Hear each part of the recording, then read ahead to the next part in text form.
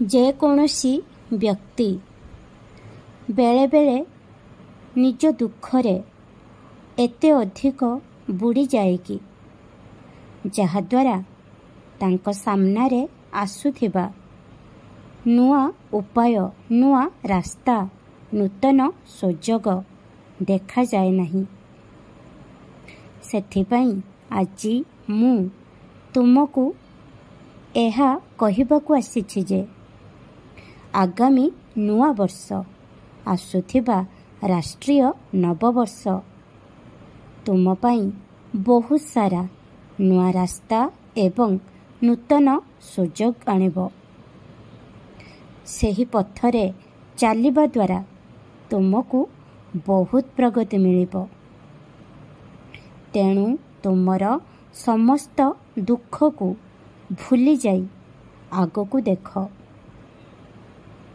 ଏହି ବର୍ଷରେ ମୁଁ ତୁମ ଦ୍ୱାରା ବହୁତ ସେବା କରାଇବି। ତେଣୁ ତୁମର ମନକୁ ପ୍ରସ୍ତୁତ କରିନିଅ। ଯେତେବେଳେ ବି ତୁମେ ଦୁଃଖ ଅନୁଭବ କରୁଛ, ତେବେ ସେହି ଶକ୍ତି ବା ଉର୍ଜାକୁ ନିଜର ପ୍ରଗତି ବା ଅଗ୍ରଗତି ପାଇଁ ବ୍ୟବହାର କର। ତୁମର କର୍ମ ଅନୁଯାୟୀ ତୁମେ ସୁଖ ଏବଂ ଦୁଃଖ ଅନୁଭବ କରୁଛ। ତେଣୁ ଯେତେବେଳେ ଜୀବନରେ ଦୁଃଖ ଆସେ, ସେତେବେଳେ ଏହା ଭାବ କି କିଛି ଭଲ ହେବାକୁ ଯାଉଛି। ତେଣୁ ଏହି ଦୁଃଖ ଏବେ ମୋ ଜୀବନରେ ଆସିଛି।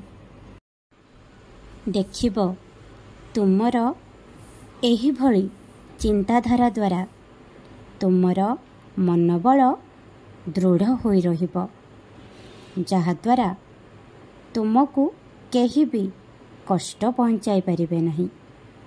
ଖୁସିରେ ରୁହ। ମୋ ଆଶୀର୍ବାଦ ସବୁବେଳେ ତୁମ ସହିତ ଅଛି। ଓମ୍ ସାଇ ରାମ, ଜୟ ସାଇ ରାମ।